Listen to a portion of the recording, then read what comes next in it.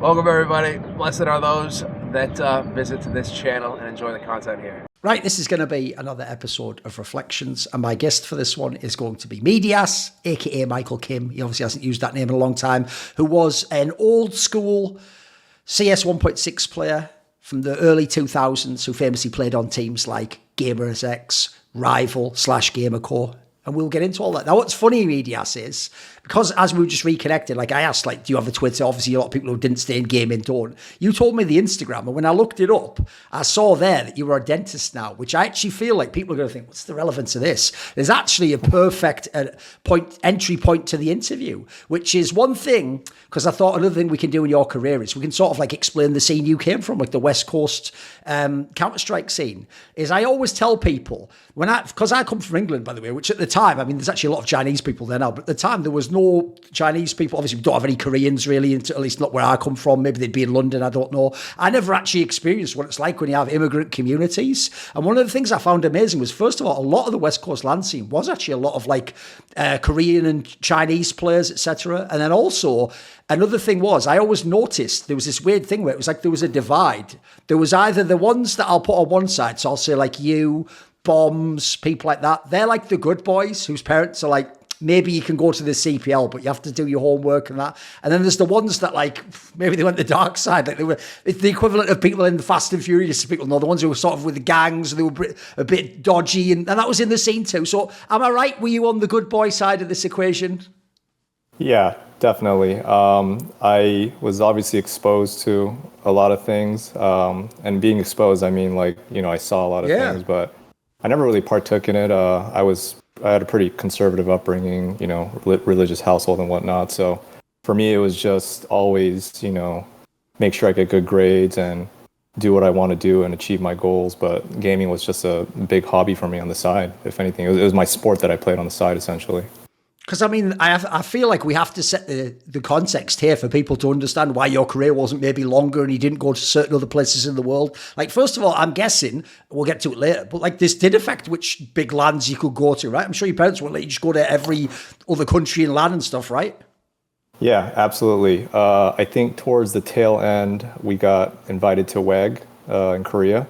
And me being Korean, they really wanted me to go. Yeah. They asked me quite a few times, and I remember I went to my high school principal, and I'd already gone to CPL. I missed like 3 weeks of school, and I told him about W.E.W, and I was like, hey, there's this thing in Korea. I need to miss another couple months. And he just started laughing at me, and he told me that if you miss one more day of school, you're not graduating this year. Okay. And so it should be the end of the world, I'm guessing, right? Yeah. To my parents, they're freaking out, right? So I told my parents about that, and they're like, there's no way we're going to let you go to Korea. And it's funny that happened because a couple years later, I ended up going to a college that you didn't really need good grades to get in. It's like, if you can pay the tuition, you can go, right? So you could have gone to someone. Yeah. So I remember my dad telling me like, oh yeah, what you should have done is you should have went to Korea. Oh, what the hell? And just gotten That's not what you want to hear. But the flip side of all that is that I think if I would have gone a year or two later, I would have been older than most people. I would have a totally different set of friends, and who knows if I would have met my wife. See the social vibe at the university, right? Yeah, I think everything would have turned out way different too. Okay. So it is. I definitely didn't quit because I was on the decline. I just quit because I thought it was time to go to college, essentially. Well, just to skip forwards a bit, in that case, even if like it wasn't even that good at college, you literally, if people don't know, you actually did the stereotypical dream. You became a doctor or a dentist or a lawyer. That's what you're supposed to do, right? That's what your parents wanted, right? Yeah. My dad was a dentist, so I have a lot of family members that are dentists. So I was always gently nudged in this direction, and I wasn't sure if I wanted to be one, but it's like Counter-Strike, hand-eye coordination. Yeah, close precision, all that stuff. Yeah. It just seemed like a natural fit. So I wasn't sure again in the beginning, but it just kind of worked out that way. Right. Okay, well, let's rewind then, because another thing that's quite interesting about your career, it's actually why I asked about like the scene, etc. Give me a sense, because actually one thing I've always thought is cool, but a lot of people won't know. Maybe fans of the game know the CPLs, they know the World Championship, the biggest tournaments, right? But I feel like in NA, the problem we always had was you had the CPL and then you had Cal Invite as the league, and a lot of people don't know there was anything more than that. And I always have to explain to people, no, actually, there was like 3 or 4 big hubs in NA that had all the LAN scenes. So there was the West Coast one, NorCal and SoCal. There was obviously Texas, New York. Maybe you could do Toronto, I don't know, Chicago at times. If you came from these areas, it was actually almost like an old school arcade vibe. Like actually, you don't get straight to the CPL. You go to your local LAN, you play with some no-name team, right? You get some attention. Hopefully you hop onto a better team. So was this kind of like it was for you? Did you just go to LAN cafes and stuff?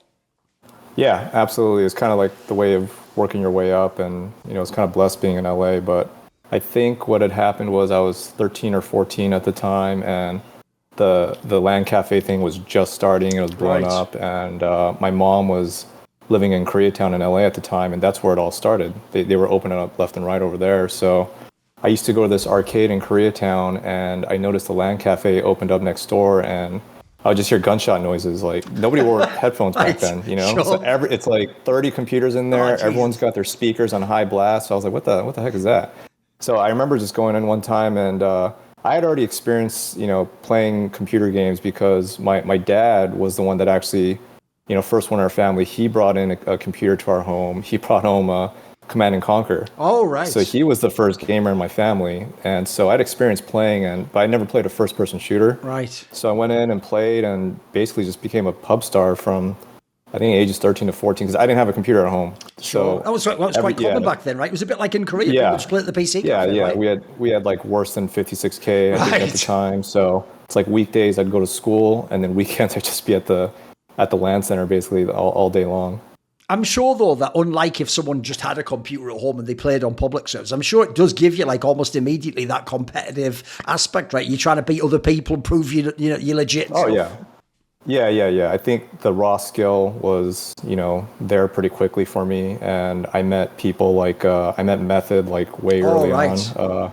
I must have met Method when I was 13 or 14, to be honest, because I started in beta 4. Oh, wow. So okay. he might have started even before that, but I met him like, I don't even know if he was 18 at the time. That's how early I met him. Yeah. I met KR from W.E.W. and like Dizza early on too, but I basically didn't really get serious competitively until I was able to get a computer at home and get a better internet connection. And once I got a computer at home, obviously I had the connections with Method and KR and whatnot, and they slowly, because it's like, I think they were in, I think he was in SI and KR was in W.E.W, and somehow like they eventually mingled together. But it's not like in SoCal, there were tournaments like all the time. Yes. It seemed like every weekend or every other weekend. And it's not like every week that all 5 of their team members were available. Right. So it's like they would always need like a 4th or 5th person. And usually I was that guy. Even though I wasn't available to go to CPL or anything, I would at least stand in and be their 4th and 5th. So I think that's how I kind of remember being acclimated to a semi-competitive scene. And then once I got a computer, I kind of became like a 6th man for that W.E.W team. I think with like bombs in them. And I would, even though I wasn't really practicing a lot with them online, they needed to fill in, I would fill in. And then it seemed like every weekend I was going to a tournament with some sort of mixture of those guys. Yeah, and wasn't always bombs, but a lot of KR in the beginning, and I've definitely had a lot of my fair share of tournaments with Mikey as well too. Yeah, actually, I was going to ask, because obviously it wasn't that often. I mean, maybe at the end in GamerCo that you actually got to play with bombs. He was usually on W.E.W, and then obviously later he Team 3D. I know in the early day he was one of the top players, right? He was like a very good player. Oh yeah, absolutely. Bombs, I mean, probably one of the smartest, if not the smartest guy. And it's weird looking back at it because I didn't know any better back then. I was such a quiet guy, as most people already know. But probably one of the smartest, like most tactical in-game leaders that I had. But there was a good period of time where, it was weird because KR and Mikey, like I'd go to tournaments with them all the time. And Bombs obviously knew me, but he would do this thing where he would call me maybe, or just DM me every 3 or 4 months and just say, hey, you want to go to a tournament? And it's like, of course, and he's like, yeah, it's me. you, Mikey, and it's like right then there, it's like a done deal. Right. I already know that we're gonna win, and then we'd play easy tourney, win, and then he would just like disappear off the face of the earth for like 3-4 months. But there was a period of time where, and then there was that period of time where with W.E.W, I think it was the version with Castro was in it. I think Dizza was in it in the beginning, and then he kind of just faded off, and I took over. But there was that version where I played with a lot of them, especially in like Cali and stuff like that. And so I had a lot of Cali experience through that. And then obviously, when it came time for like CPL and stuff, since I was underage, I didn't get to play a lot with them because they were practicing, and there's nothing I could do about that. But still, it seemed like every weekend, local tournaments over and over again. A lot of just SoCal LAN experience, essentially. Right. When I remember you as a player, to me, you were one of the players who was like the clutch player, the reliable guy. You don't take crazy peaks, etc. Were you always this sort of a guy? I think so. I definitely wasn't like a lurker style type of guy. I think I just played a conventional style. If anything, I feel like towards later in my career, I kind of felt like I was like an entry fragger, if anything. I know there wasn't a lot of like got frag. Yeah, good AK. I actually preferred the unsilenced Colt versus the silenced Colt. For some reason, I just felt like that was much more comfortable for me. But I definitely didn't like to take too many risks. I felt like my teammates already did enough of that, Yes. So I felt like I had to be the guy to just play stable and do what I'm supposed to do.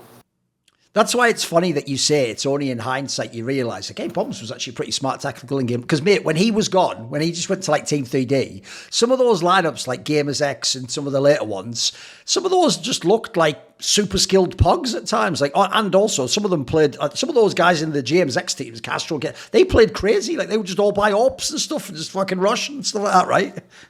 Yeah. I mean, GamerCo, looking back at it now, I don't even know who was the actually are, right? Yeah. It definitely wasn't Method. It definitely wasn't Castro. I think we just kind of, called a mixture of plays like together. Yeah, we were missing that element for sure. Was this actually just a thing with, I always wondered what was the culture there? Because I remember if you even, back in the day, the cool thing about Americans when they played is you guys actually used the in-game voice comms thing. So you could actually hear the comms. It was recorded in the demo, if you remember, because we didn't use TeamSpeak and stuff back then. And if you ever listened to the games of teams like GamerCo, people were always like mega hyped up too. They were winning all the rounds. It sounded like everyone was just fucking going off the whole time. Yeah, definitely. Try to keep a good hyped up atmosphere. And I think, you kind of learn that from playing on LAN so much too. Everyone out there on the West Coast is loud and noisy. They talk a lot of trash. So you kind of have to do the same thing. But that was definitely a staple of GamerCo for sure, especially with Castro. He was a pretty vocal guy. And then obviously when I went on with the rival guys, very, very big staple, obviously with them. Were you a guy, look, maybe if you were, maybe not at CPL, but if you were like a SoCal LAN, would you ever talk shit if you went around against someone or got a big clutch or something? Would you ever do anything? Rarely. I felt like I didn't have to because my play always backed it up, and at the same time, I usually had plenty of loud teammates to kind of do all that for me. So I found it funny, if anything. And if anything, being such a quiet and shy guy probably helped me kind of break out of my shell as I got older, really, really grateful for that experience, to be honest. But I don't feel like I got excited, but I tried not to talk too much trash because, again, I just felt like my teammates all did enough of that, to be honest.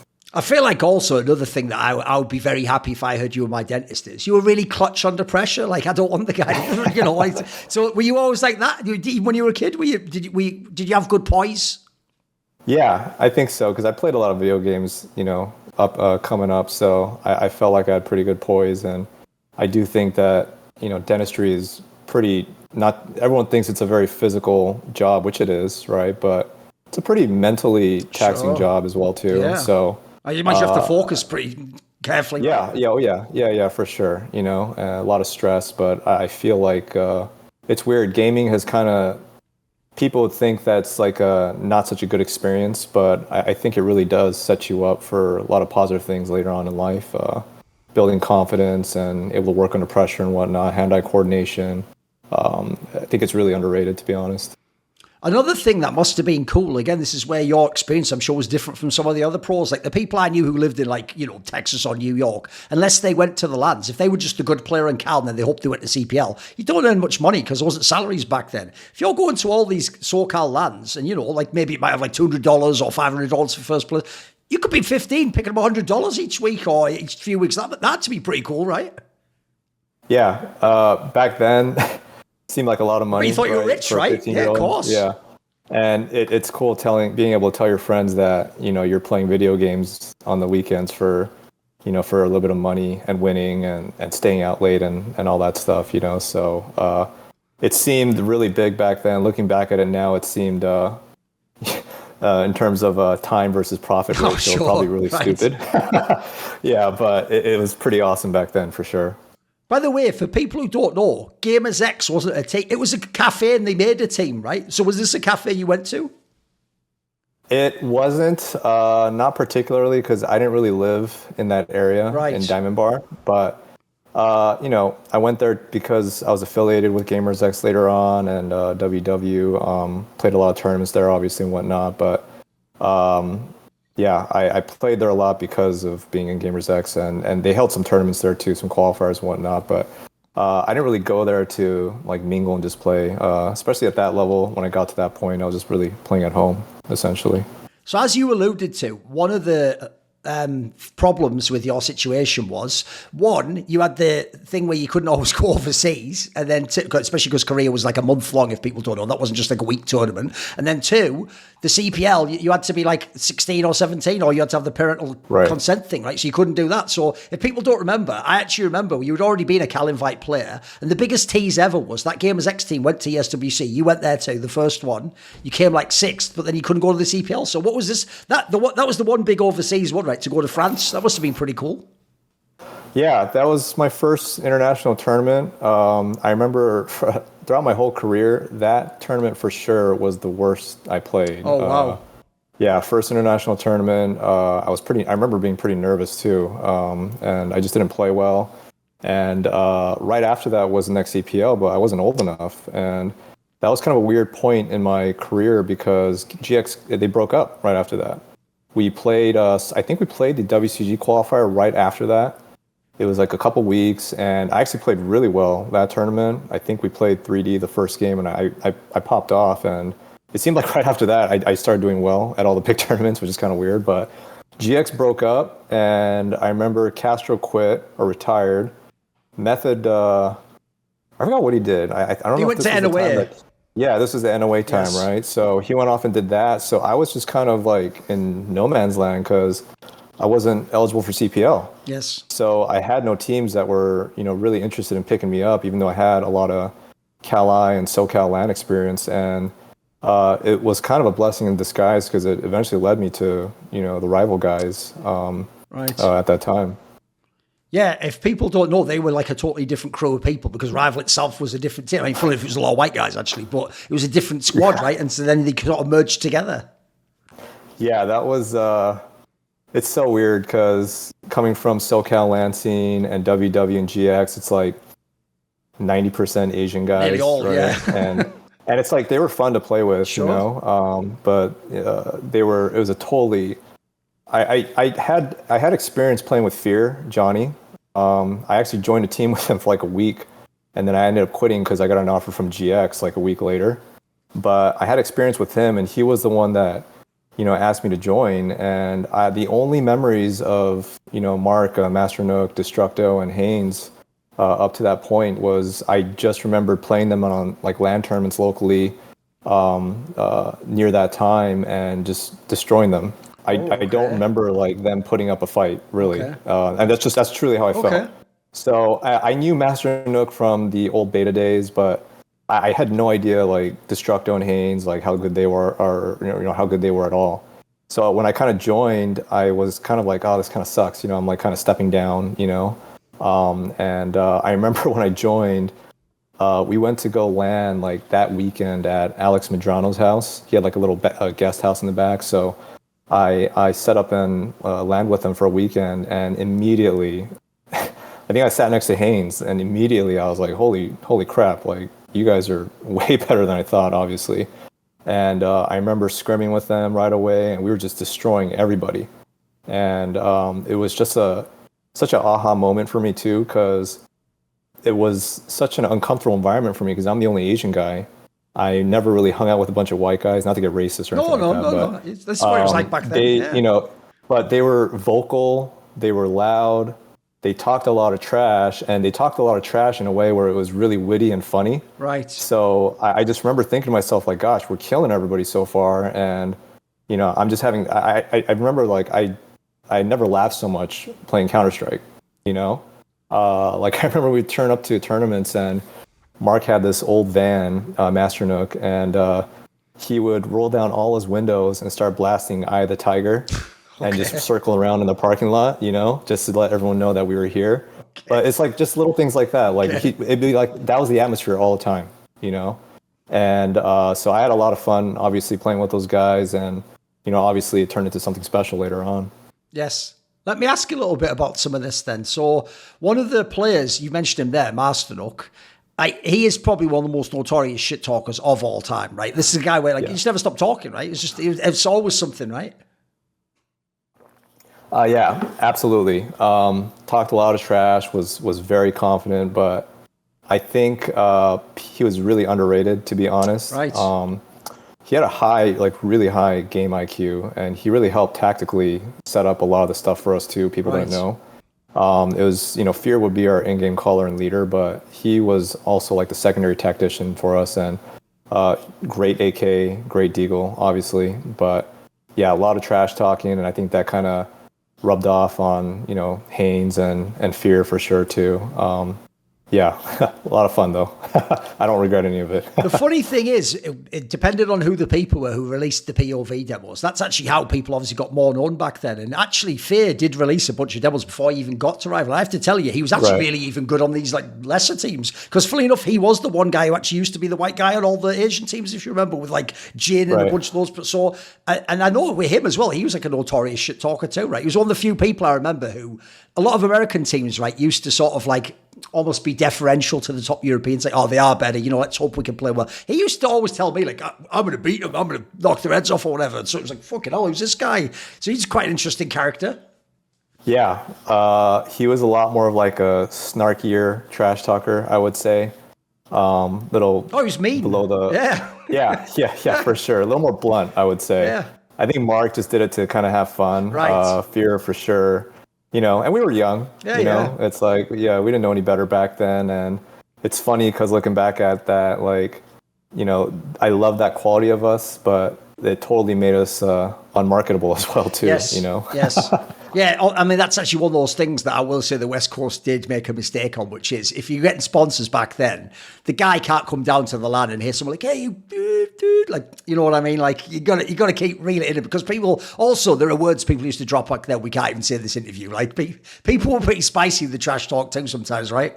Very spicy. Very spicy. A lot of homophobic stuff. Exactly. That was basically the go-to word at the time. Stuff that's not accepted today. Indeed. Yes. But it was accepted back then. I didn't really partake in all that stuff, to be honest. Again, rarely said any of that stuff, but I did enjoy being around in that environment, to be honest. It was just funny to me, if anything.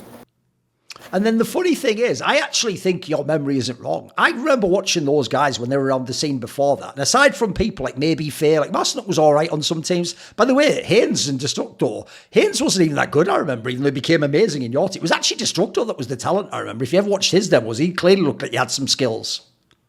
Yeah, I noticed right away when I came, like, again, I didn't notice this before I played with them, but I noticed right away that Destructo was really good, and he was probably our most consistent fragger, to be honest.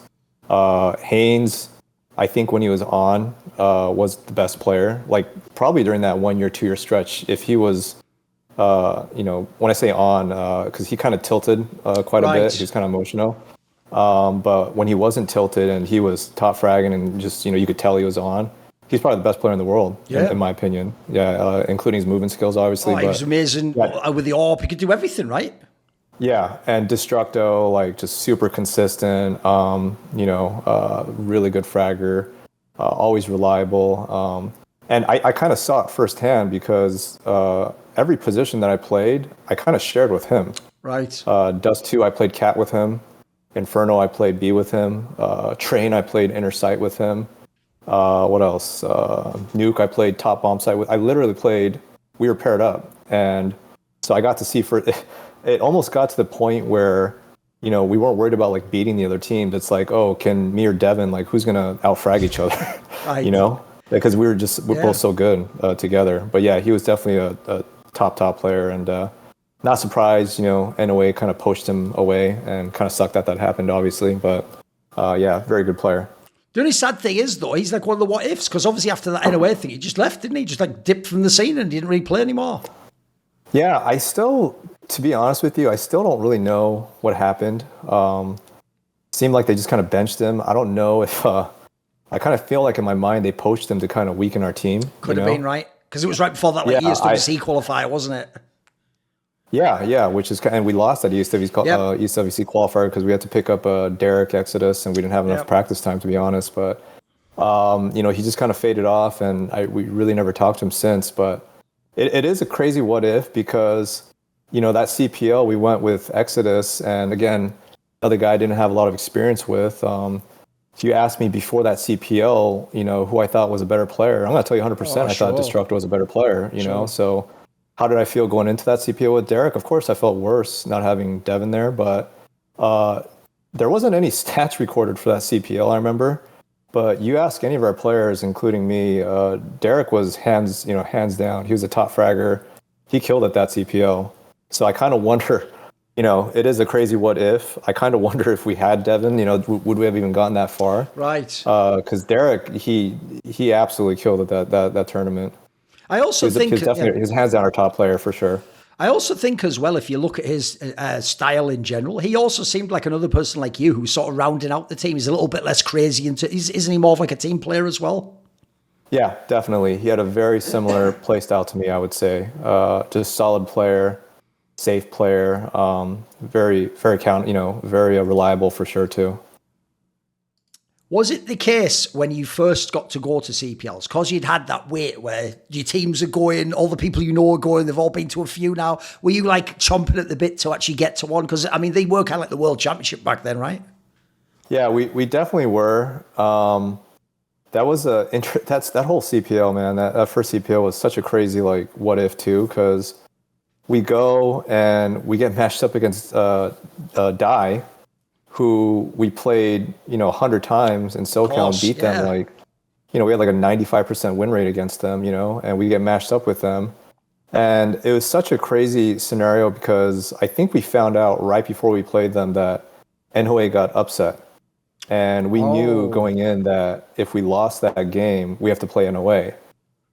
Remember us really talking about it, but I know that had to have been on our mind, right? It had to have been on our mind. And so it was a really hold on one second. It was a really interesting match because I remember playing, and I think it was Train. It wasn't even that close. No, they wrecked it. I think we lost like 13-7 or something like that, and I just remember feeling like Train's supposed to be, back then it was like a CT-sided map. Yes. And I just kind of remember like it almost seemed like they knew where we were all the time, like so much familiarity, and of course we go on to lose that match and we're like, oh crap, like now we got to play NOA, and it's like it almost seemed like we were still upbeat and thought we had a chance, but we weren't feeling good, that's for sure.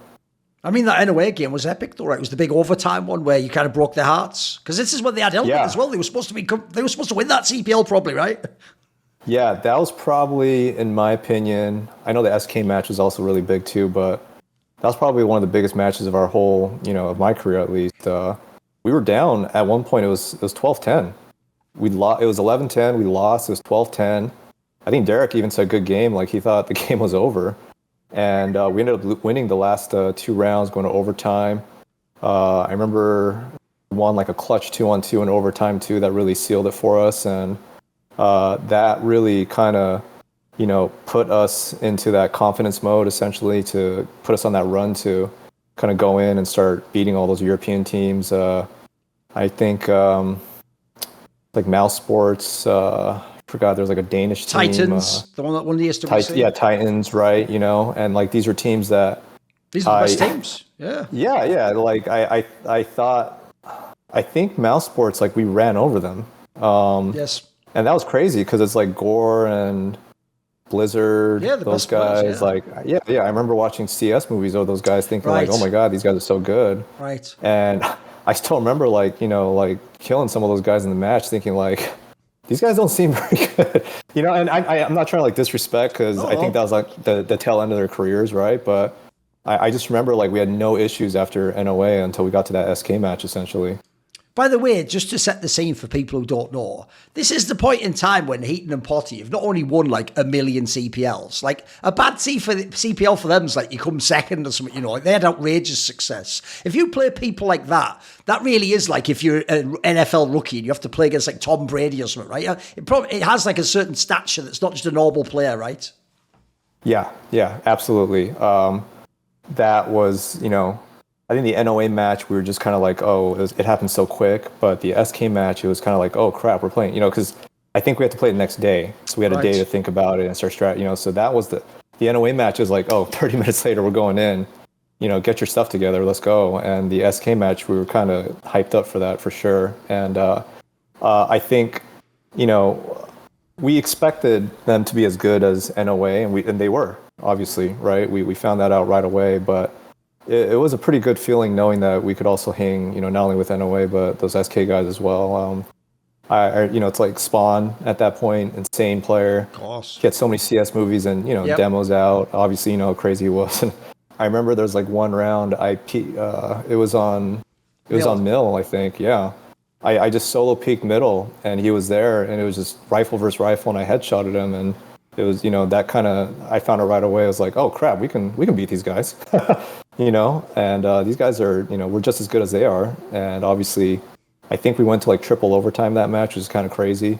That last pistol round, obviously, I was the last guy, and I still can't believe till this day that, you know, I think Potty had like 1 HP or something like that. He did. Crazy, crazy what if, yeah. Yes. No, the sad thing is, as you say, there's a world where you could have been in the final for this one. But also, I will say, there are a lot of people have that story of like, I almost got the SK and Potty. It's like, they did that to a lot of people, you know. They were super clutch on LAN too, right? Yeah, absolutely. Those guys were as good as advertised, for sure. Every single one of them. Yeah. After this happens, though, I mean, to set the scene, back then, there was the 3D guys, and when they were X3 and stuff, right, they were always like on top of the NA scene. So they believed they could win a CPL or they could come top 3. And it was actually expected because they were supposed to be the best NA players. They should. But I can tell you, mate, every other team that was an NA team used to have like this loser mindset where they were like, if we just come top 8, that's good. And then it was like, do you come 6th, do you come 7th, whatever. That's what normally NA team. To come 3rd was a big deal for a team that wasn't a top team before. There's people, in fact, I'm betting back then because it used to be the thing. Everyone who wasn't from the West Coast thought all the West Coasters cheated or they were onliners or something like that, right? So it was probably a big deal to come 3rd at a big CPL. I mean, we were pretty confident going in because we had boot camp too and played against some of these European teams and we were killing them. We were destroying them. Okay. I think before even the previous CPL where Mark and Johnny had to play with Forsaken, we'd formed that. I think it was like Zero Respect back then. The ones where you beat them. We were scrimming against some top European teams too, and all the Cal teams. And we were killing them too. So when we came into that CPL, and I think we got seeded like 21st, we were like, okay, this is a little disrespectful, you know. Okay. And I think we had won Cal too. Right before that CPL started. So, we were confident that we could, at least make a big run. I don't know if we expected to place top 3, but, we were confident that we had the ability to at least hang and beat a lot of those teams. And it looks like we were close, When you get a result like that, does it actually make you start thinking, next time we'll be in the final or next time we could win the event? Yeah, absolutely. And I think... in my mind, I think we were, the top-rated U.S. team for the next year, to be honest. Even though we didn't qualify for WCG and stuff like that. I mean, we came top 3 again, I think, the next CPL. Yep. It was our expectation for sure. So it was disappointing when we didn't get it, but we definitely had not only confidence, but we felt like we should have been, first place every single tournament. Since, again, a lot of people followed Cal Invite because that was where the weekly matches were, right? I've heard from talking to lots of different players that if you're a West Coast team, half the reason why it was hard to play online was all the other teams in Texas and East Coast just like fuck you with the server, and they find a way to like make it so that you're on like the 80 ping and then they're on the 50 ping or whatever, 40 ping. Is this true? Yeah, that was definitely a big talking point. So we would write, playing 3D or some of those other East Coast teams, we have to compensate and play Texas and Chicago servers where we, depending on even what ISP we had, it's like you'd expect us to have like 50, 60 ping sometimes, but, we played Texas and, depending on where we lived and what ISP that we had available to us, we'd have like 80 ping to a Texas server. And it's funny because back then, I don't think we complained that much. We complained, but it seems I feel like it's probably a way bigger deal today, given how competitive it is today. But we just kind of learned to deal with it. It's like we just got used to playing with 100 ping and trying to win matches that way and whatnot. It's like we had to do what we had to do. I asked this question of everyone, but I just want to get everyone's take, because back then this was a thing people said behind the scenes, but no one said it publicly, right? Because there was no anti-cheat in Cal Invite. Even though probably some actual LAN players probably did cheat in Cal Invite games, right? You think so? Absolutely. I mean, I'm sure there were rumors of us too. And what I remember is that I never used any of that. Okay. I was too scared to download it. My teammates never even showed me how to download it. I never asked them. But I do remember, just being in servers with them, and they would use it to try to figure out like wallbang spots and stuff like that. Okay. And like on train especially and stuff like that. We would spend hours in there, and they'd be like, oh my God, look at this, we can here, right? In terms of do we use it in matches and stuff like that, I really don't remember any of that. But I know that it's because nobody got caught. No, exactly. So, there was no detection. You just got away with it. It seemed like I know we were obviously accused of it, but I also feel like there were a lot of other teams that were probably turning. It's like, oh, if somebody, did well against us, like I'm sure, we would try to turn it on or something. Right. I never did again. No. And vice versa. It's like we're doing well against them. They would turn it on and it was obvious. And then I think there'd be like retaliation. Yes. I feel like, God, I'm trying to remember names.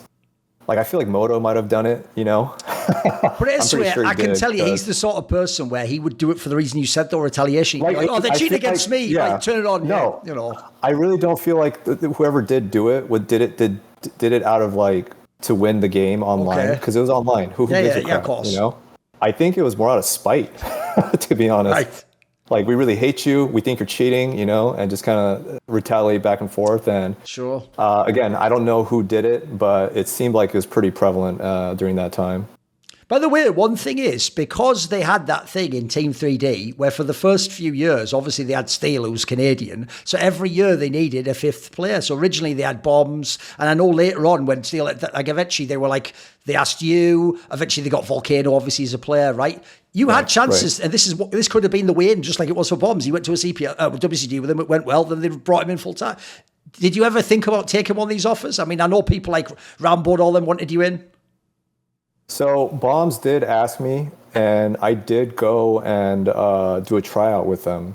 They were at GamersX, and I remember Torbull and Steele was even there. I think Steele was like kind of just on his way out at that point, and obviously he was Canadian, so that was an issue. So I did a tryout with them. I remember playing with like Kyle and Ron, and Johnny was there, obviously Bombs and Moto.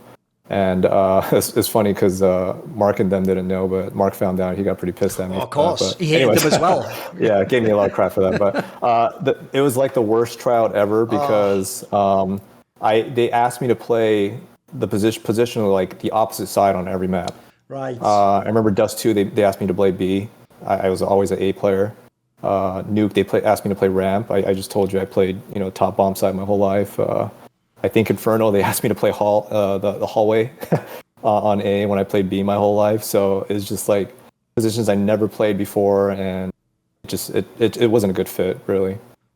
What about, One thing along these lines that must have been the case is, even though you were the quiet one, if you're on a team where people like Masternook and Phage never stop yapping and never stop trying, in a way, did it make some people biased against you or standoffish to you? Were you able to sort of breach that gap? I think initially it did, but I think a lot of the players in the top scene kind of, I feel like I had that respect. You know, they didn't like trash talk me or make me feel bad. Most players on the East Coast and Central were pretty nice to me. It's not like I had like a really great relationship with them, but you know, they weren't like PMing me and giving me crap or anything like that. You know, vice versa. So I had a pretty good relationship with a lot of the top players on the Central and the East Coast, if I were to say anything. Right, I understand the question I'm about to ask is a bit redundant because even the context I'll give of when people released POV demos, back then you didn't have to do it. So people typically only did it to show off and sort of humble brag that they just owned the game. Like if someone top frags or they shit on the other guy, they do a shot that looks like cheating, but it wasn't. Right? You almost never released them. You just didn't care? I really didn't care. I really didn't. I really played the game because for the love of the game, to be honest. I really had, you know, I always had a time limit in my mind. I knew that after senior year of high school, I was going to quit. Oh, right. Okay. And so I just, you know, I wasn't, for me, I felt like I had the respect of my peers, at least at that level. And that was good enough for me, to be honest, you know. I just, you know, I don't know if a lot of the older players at that level, they would just practice and that was it. I would practice and play even more after I was done, you know. So I just truly loved the game, but I don't think like social outreach, you know, obviously wasn't really big of a thing back then. It is now. So I truly just didn't care and didn't want to really waste time on it. By the way, how did the team go from being Rival, which is just a name and a team name, how did it become GamerCo? What was GamerCo? It was actually like a sponsor or something?